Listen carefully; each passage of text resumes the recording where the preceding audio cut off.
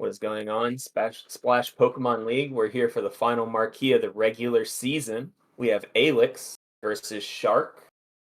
This is a pretty strong marquee. Both trainers are currently above the play-in line. If Shark loses, may fall below. We'll see with tiebreakers and stuff. Aelix currently standing at the top of the regular season standing, so this should be a good matchup for us. It looks like both teams have kind of balanced middling speed teams, so it seems like speed control is going to be pretty important. Aelix has that fire, water, grass core, which has proved really strong this season, but Shark's team really good at fighting that fire, water, grass core. So we'll see how that goes. Anything you want to add before you get into it? Yeah, I'm just looking at the Terras, especially on Shark's team because Aelix is only overlapping on a couple of Terras. Like, there's two water Terras there. We've got three Ghost Terras and two Flying Terras on Shark's team. Very interesting. Yeah, the Ghost Terra is pretty interesting. Um, I'm not exactly sure why. Um, you know, looking at Shark's team, he's only has one weakness to fighting, an immunity and two resistances. So it doesn't seem like Ghost is specifically for countering or for covering up a weakness on his team. So it must be something that he expects Alex to bring out. Probably has to do with fake out on Rillaboom. So maybe we'll see some sort of setup early from Shark. But Maybe he's doing it because of E-Speed on Arcanine, but really interesting, especially because Aelix brought the Zoroark and that thing just loves Ghost types. The Flying Terras, obviously, for the Nidoqueen, like Shark's team is kind of weak to ground outside of Salamence, so having the Flying Terra available yeah, will he be has the one pretty. immunity on Salamence and no resistances to ground. So really has to make up that weakness somewhere. The Terra Steel on Sableye, just kind of covering that weakness to Fairy. Seems pretty straightforward in that regard. And then Alex's Terras just seem kind of covering for common weaknesses, Rillaboom Terra Water, Arcanine Terra Dragon, Milotic Terra Grass, Terra Electric on every Rotom, obviously. Poison on the Zoroark to cover that fairy weakness, and then Terra Water on that Nidoqueen. So it seems like Alex has more defensive Terras for typing matchups, and it seems like Shark's Terras are more set up to cover specific scenarios like Fake Out, and specifically to cover the ground weakness, of course. Yeah, absolutely. Aelix is really uh I call him somewhat of a defensive player with his Terras. He rarely chooses like very offensive Terras to try to like push the game like hyper offensive. He really likes to play like a balanced game, and especially how he drafts. He really likes drafting these really balanced teams where he has a lot of options. Yeah, I would say in Uh that regard, having a having an offensive Terra is always a little tough in a world where your opponents have defensive Terras, It's really tough to look at an opening and decide, okay, if I Terra fighting here, my close combat kills for sure into a Pokemon that may have Terra Ghost or Terra Fairy. yeah, absolutely. And they are mentioning something in the chat. Shark did not bring Ampharos or Klinklang, which have been two of his all-stars this season. I think Ampharos is his KO leader. Kind of shocked to not see it here. But I guess looking at looking at Alex's team, he has the Nidoqueen, which really threatens it. Milotic doesn't appreciate it, but with a good Terra, can kind of wall it. Yeah, another thing to note is like mentioned before, both teams have pretty like middling speeds, so it's like kind of a fight over speed control or just like, you know, certain Pokemon outspeed others. You don't really have to like really go under or really go over things because you don't really have that option. So something like Ampharos, which would end up being the slowest Pokemon on the battlefield now, maybe not the best thing he wants to bring out against the some of the heavy hitters that Alex brought. And here we go. We're leading out with the Nidoqueen and the Rotom against Passimian and Salamence. Very It's interesting. I see speed control on both sides and some heavy hitters. yeah, it's interesting here. It seems like just surface level, you see something like fake out tailwinds. Um, the problem then is, you got to figure out where that covert cloak is if it's there, and setting up tailwind into a speed control move from Rotom, maybe not the best, especially if that ends up. Okay, we see the Terra and an air slash, so we're not seeing the fake out. And there's the flinch and just an outrage. No speed control Whoa! whatsoever. And that's Moxie. Whew, that ice beam still did 50% even with the Terra. But you can't be mad about that start. Especially No, absolutely not. looking at the Terras on Aelix. And nobody on his team really wants to take that +1 outrage. No, absolutely not. I guess the one thing I could think of is maybe Arcanine can come in and intimidate, but Simeon probably has Defiant. Yeah, the intimidate really tough into Simeon. And unless Zoroark is in the back, nothing can outspeed the Salamence either, assuming it's Jolly max speed. So Aelix may be in some hurt here if he's not able to get tricky with maybe some protects and get this Salamence a little stabilized out of here. One thing to note though is one more hit from the Nidoqueen does seem like it would kill. So seems like from Shark's point of view, he's maybe a little forced to put that outrage into the. Well, I guess he doesn't really get to pick at this point, huh? Yeah, no. The fact that outrage is random can be kind of scary on Shark's part, and with a couple of like very good protects, like lucky protects, maybe Aelix can kill this Salamence before it starts just absolutely demolishing the team. Oh, I wonder what a Terra Ghost Salamence feels about a grassy glide from this Rillaboom. Normally, Salamence, 4 times resisting that grass doesn't really care about it. But having already spent the Terra, I don't know that it's really happy to take this grassy glide. No, I'm not even sure what the damage roll would be there. I mean, at half health, you don't resist anymore. Man, I'm just curious about the item on this Salamence, you Yeah, know? I wonder if you just assumed that it's Lumberry given the outrage on it. Or does Shark just assume, 3 outrages. If it gets confused after that, if it got to hit 3 outrages, it's probably done its job. It's hard to say. Yeah, I do think really. we're going to see this grassy glide, though. It's interesting. I wonder how offensive this Rillaboom actually is. Rillaboom is one of those Pokemon that's really hard to predict. There are some Rillabooms that have no investment in offense and just full tankiness. There are some that's choice banded. It can really go so many different ways. And here's a double protect. So we're just kind of trying to stall out that outrage a little bit. It does give Shark a little bit of that grassy terrain recovery, and it's going to be tough to double protect. So something's going to get hit by an outrage this turn if it doesn't go down to a grassy glide. Yeah, something is really not. Oh, He and we just went targets into the Passimian. And there goes the Rillaboom, another Moxie boost, and that Earth Power finishing it off. Okay. Okay, we're down to 2-2.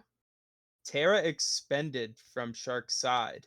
Yeah, and a Fire type and a Fairy type looking down a Nidoqueen. This is probably the position Aelix wants to be in. Seems like Sludge Bomb, Earth Power, both great moves right here. Just have to make sure our Nidoqueen doesn't go down before then.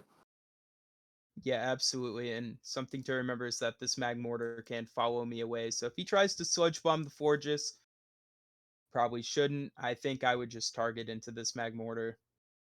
Hard to say though, because the Magmortar could also just click Protect, so it's kind of tough to go for that Earth Power plus like Scald play or something to that effect. And I'm not sure that my Milotic really has anything to hit this floor just very hard.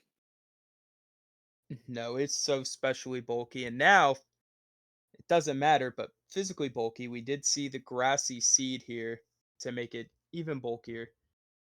Fortress, I think, has somewhere around 110, 112 special attacks, so this thing can dish out some damage. Yeah, Florida just has a pretty good special attack, but the special defense is also 154, so it's probably not going down to one sludge bomb if I had to guess. Yeah, I am so curious to see the speed tiers here because I think everything is in that 70, 80, 90 range here. Not even touching 90, I think just 70, 80s. There's the Terra Water Scald, Scorching Stands, and there's a Sludge Bomb. Phew, that still did a lot of damage. And a Calm Mind here, I think probably locks this up for Aelix. I don't know that spending that turn doing 20% damage to the Nidoqueen is enough to lock this one up. It seems like Milotic was the fastest Pokemon on the battlefield at the moment, so that means this Magmortar has not max speed investment at the very least. And I think we're just going to see the exact same play again, Scald into Sludge Bomb, and then we'll be moving on to game two. Yeah, very curious to see the Calm Mind there. But a Protect, trying to get that extra grassy terrain heal, but unfortunately, I don't know how much it's going to matter here. And unless this is the Zelius special with a with some misses here, we're not going to see anything here. So it looks really good for Shark starting off, but I think having already expended that Terra and bringing in two Pokemon just weak to the unchecked Nidoqueen was a bit of an issue in the back. And that's kind of what we expected when we talked about this matchup before. We said, Shark's team's not really good at dealing with the Nidoqueen, and that's why he has, two Terra Flyings and even a Terra Steel to try to deal with this. But if you're gonna use your Terra turn one on your one of your resistances to ground, or your immunity anyways, you're gonna have to really have a plan for that. You're gonna really have to have a plan for that Nidoqueen in the back. Yeah, absolutely. I think Sharks game two plan really needs to revolve around okay, Nidoqueen is dealing a lot of damage into my team. I'm pretty sure we saw the Ice Beam there. So even the Terra Flyings here are a little sketchy just because of the coverage this thing can have. We saw all four moves on the Nidoqueen: Ice Beam, Protect, Earth Power, Sludge Bomb. Really good coverage into Shark's team. I'm really curious to see how Shark adjusts to what Aelix has brought. And it's kind of tough with the Terra Water on that Nidoqueen. There's nothing really on Aelix's side that seems to have super effective moves against a water type. I think Magmortar gets access to Thunderbolt. I don't know that it brought it or not, but it seems like the Terra Water on the Nidoqueen is pretty cut and dry as just being good against Shark's team. Now, I will say in the defense of Shark, this game could have been completely different if the outrage just hit the Nidoqueen instead as well. I don't think the Nidoqueen surviving a +1 outrage from Salamence, and had that been the case, we probably would have been asking ourselves what Aelix can do moving into game two. So I do think Salamence is probably important to dealing with the Nidoqueen. Nidoqueen in either side isn't going to resist those dragon type moves. Yeah, It's absolutely. Like no defensive Terra for this dragon type outrage. And we see the same lead from Aelix, and we see the change up from Shark bringing Palafin now. Yeah, Palafin's interesting. It seems like Palafin's a pretty good answer to Nidoqueen, assuming it doesn't Terra. But Palafin, as we all know, requires quite a bit of setup. You kind of have to already switch. You have to get this switch out, and I'm not sure what's wanting to switch into this battlefield. I'm surprised to see the Pessimian lead again after the tragedy that happened last time, but hopefully you just don't get that flinch this time around. Fact, and that Thunderbolt did so much damage to that Salamence.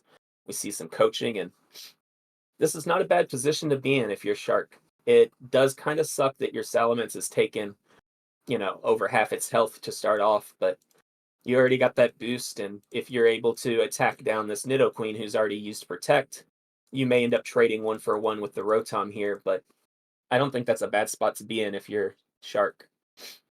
No, absolutely not. I mean, like Nidoqueen was the biggest threat last match. There's the potential that Aelix knows how important Nidoqueen is and possibly switches out, but that Thunderbolt doing over half to the Salamence, it's really dishing out the damage, neutral damage to the Salamence. The coaching boost is going to help against any physical attackers he may have in the back, but unfortunately, he's facing down these two special attackers, one that just did half its health. Kind of a thinking position Shark has to take here because are you running Protect on this Salamence? Is there a possibility we didn't see it? Obviously, it was locked into Outrage last game. Could it be a choice item? Could it be banded? There are a lot of things we don't know about the Salamence besides its Moxie. It has Outrage. And we're just double switching here. It seems a little tough for the tempo here. I guess it seems rough for me spending a turn setting up the coaching just to switch back out. You're taking a lot of damage trying to pivot into a strong position, and now I think we're in a spot where Nidoqueen can pretty freely just go for that Terra Water and start pushing through this team. Palafin getting poisoned's a little rough for its longevity, but I do think Nidoqueen has to Terra here or switch out. I don't know that it's taking a Jet Punch from this Palafin very well as it stands. But Yeah, Palafin's absolutely. not going to take that Thunderbolt. Palafin's definitely going to take way more damage than that Salamence did. Yeah, with Palafin being Terra flying, this Thunderbolt is going to be doing super effective damage no matter what. Both Mons being Terra flying, not really great in front of this Rotom.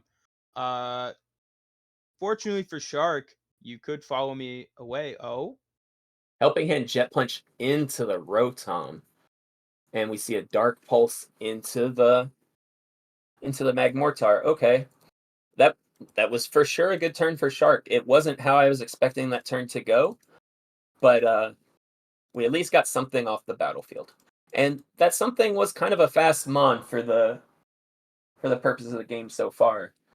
and Aelix just revealed something very important that this is not a Nidoqueen.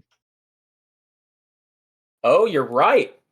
This is not. This is Zoroark. Yeah, we did.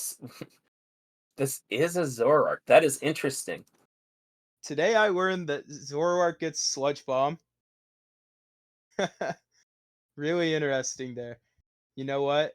Nidoqueen is safe in the back. That is a scary thought if Shark realizes that. I'm sure he does, thinking, okay, I didn't see Dark Pulse on this Nidoqueen first game.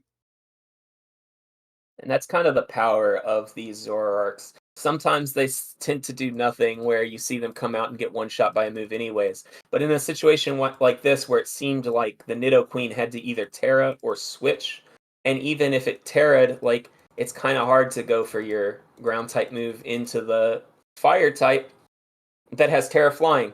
So it was kind of that the Nidoqueen was in a really awkward position. But turns out if it wasn't a Nidoqueen, you're not in that awkward position. So in a spot where it seemed like Aelix may need to take tempo concession to protect his Nidoqueen, Nidoqueen, like you said, just safe in the back.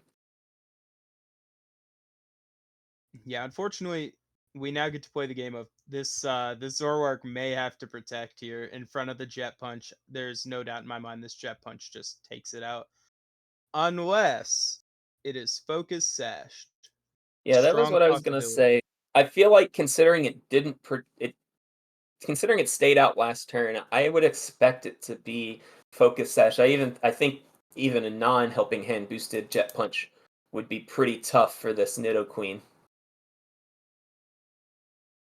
And that protect was nice at not dying to the grassy glide, but with the poison, it's still slowly chipping away.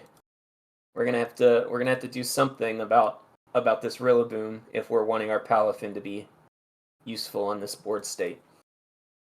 Yeah, and even the thought of Terra flying to, resist the grassy glide, you're at 30% health and you're poisoned, and it's on grassy terrain. Like, that could still just chip it down enough to poison or even just take it out. Um, Really need to see what this Passimian could do here, being the only mon that Shark has, being at full health, and Aelix having 3 healthy Pokemon, and the Nidoqueen being in the back. So it's kind of like this uphill battle that Shark has to fight, but with Well, a good Terra, maybe it he is an could. uphill battle, but if this Nidoqueen does go down, or the not the Nidoqueen, but the Zoroark does go down, the Salamence in the back, who does not Terra Ghost this time, will be the fastest Pokemon remaining, and I think it'll be able to do a number on the Pokemon that Aelix has left. The Grassy Glide's not going to do that much damage to the Salamence that's not Terra'd, and assuming that the Salamence has a coverage option for the Nidoqueen, it may be able to clean up here if we can just get the Zoroark off the field. And there's that sash that we were alluding to earlier. And the rock slide hitting is huge.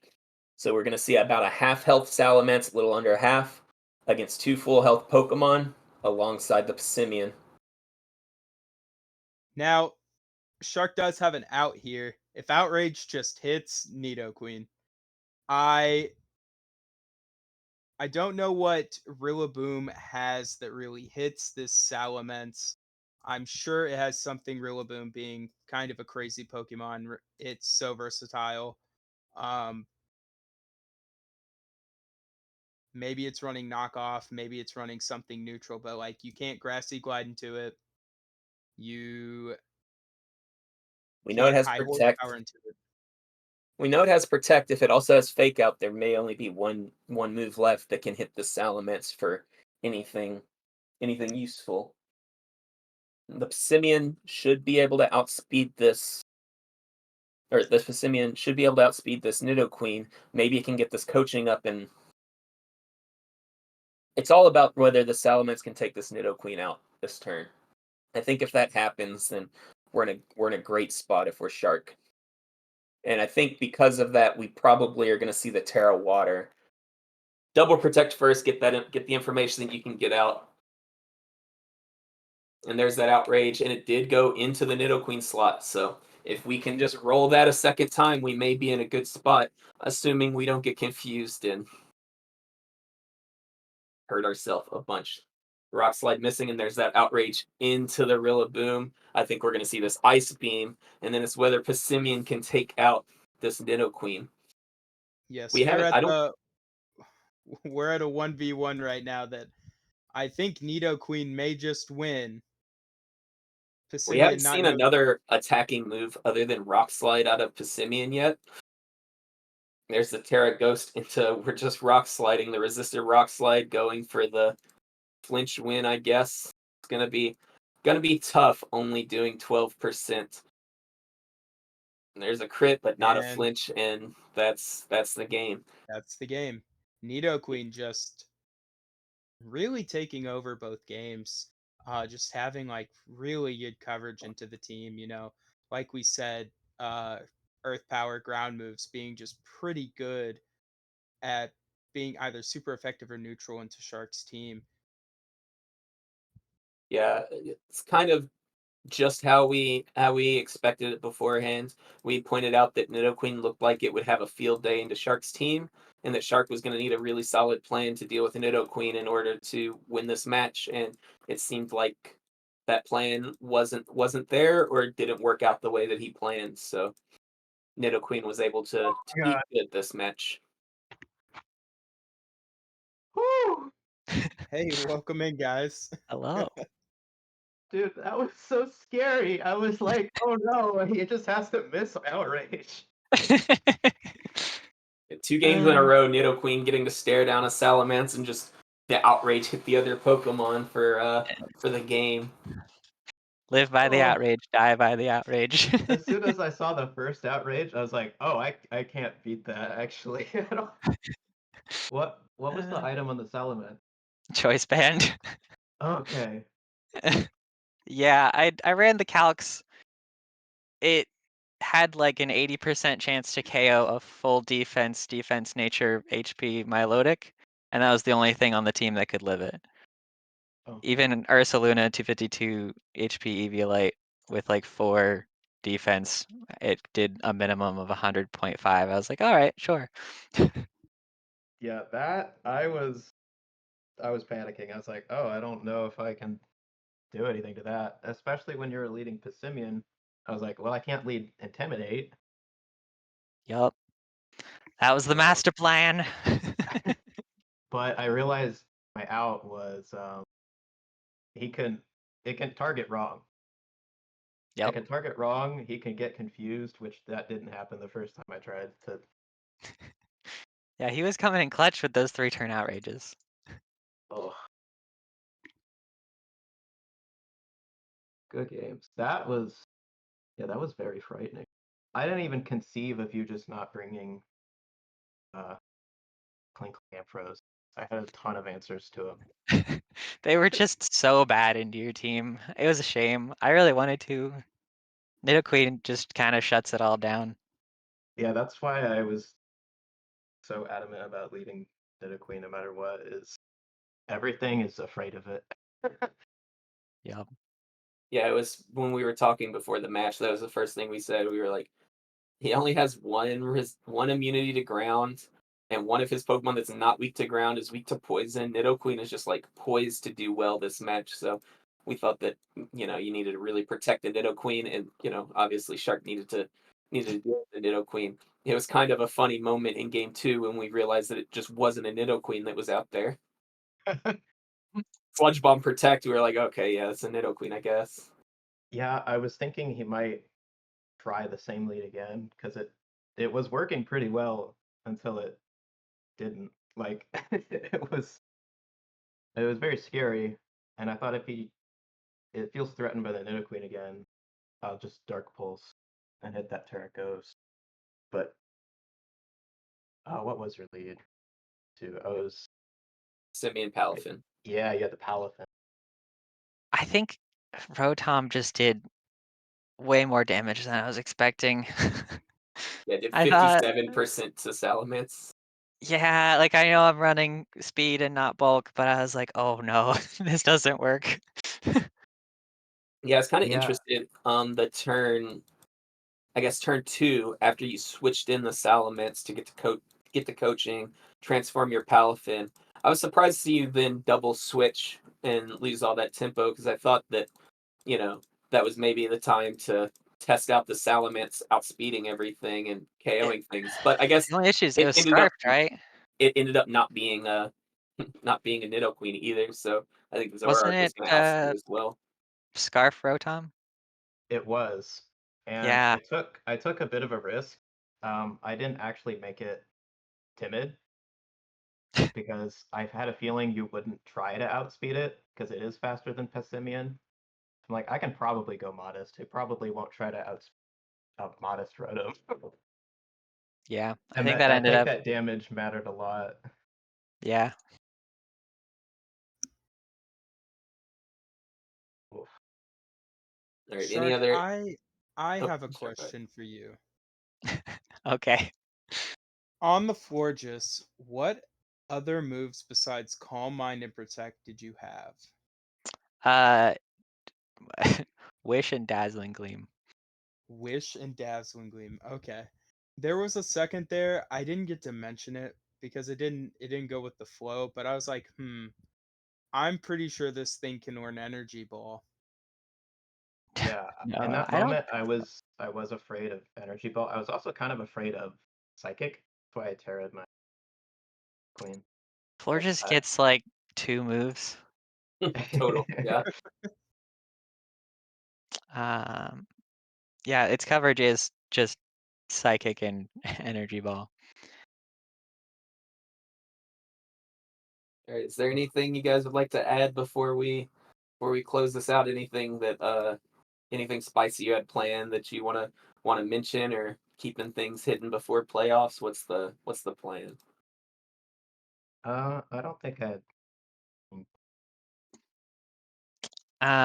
had. I really struggled to pick a sixth mon, so I threw in Sableye with good old Metal Burst Nice. Nice. as a way to deal with Nidoqueen. Oh yeah, Sableye didn't show up. I thought I for sure I'd see that in some form because it's just annoying. But yeah, I mean the way that panned out, like it was really up to the outrages. That was very scary. Yeah, it seems like much more of a decisive game than it ended up being, because both times if Outrage targeted the Nidoqueen, I think the game would have, like, Shark would have won the game in that spot. Yeah, Rillaboom did not have a way to hit Salamence. Yeah, I assume you had to fake out and maybe, like, I don't know, do ground type move or something. So we only saw Grassy Glide and Protect. It Yeah, also had Woodhammer and high horsepower. Woodhammer, high horsepower. Yeah, Yep. actually no moves to hit Salamence at all. All right, well, good luck in playoffs, everybody. It was a good match, really close, even though, like, probably the closest a 2-0 can get. Uh, thanks for battling, guys. Yeah, good games. Good games, man.